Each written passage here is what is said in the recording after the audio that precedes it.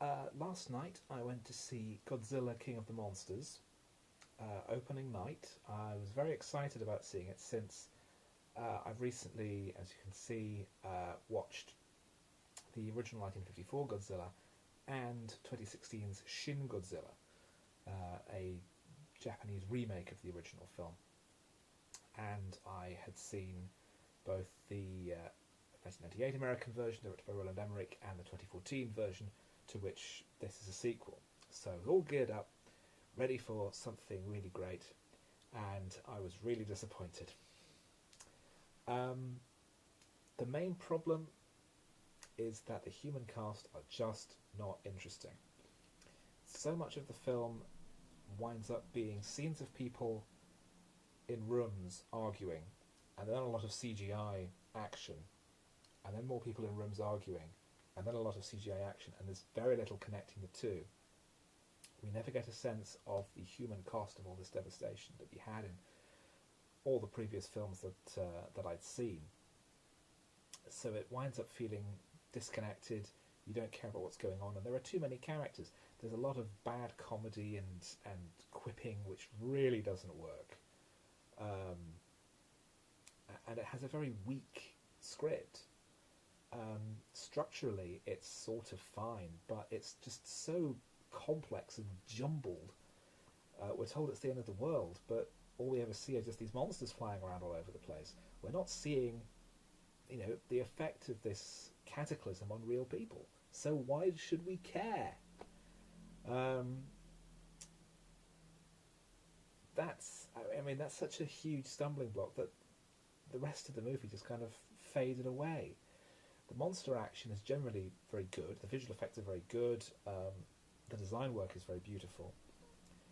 But it just goes back to the human characters. There doesn't even seem to be a single human protagonist. Kyle Chandler has top billing, but really it could have been Vera Farmiga as his ex-wife, or Millie Bobby Brown as their daughter. The plot is, well, there are some eco-terrorists and they want to try and take control of all the titans, or the kaiju, whatever you want to call them, while they're all waking up all over the world, and there's some kind of going to be a big battle between two alpha predators, namely Godzilla and this new three-headed dragon creature, Ghidorah. It's if there's a main character, I don't know who it is, because Godzilla isn't in it that much. None of the human characters make a sufficient impression. Bradley Whitford has a supporting role, which is little more than comic relief, and he's totally wasted because the character serves no purpose.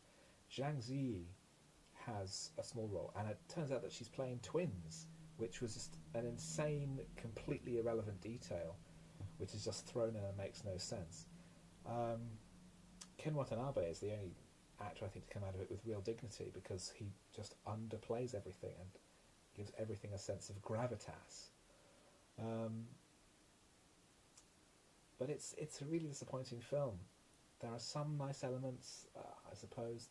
You've got the original Godzilla theme being used within the score, and there's a fully orchestrated version of the end credits. There's a teaser after the closing credits to cue up a third Godzilla film. We have Godzilla vs. Kong coming next year, which is also teased.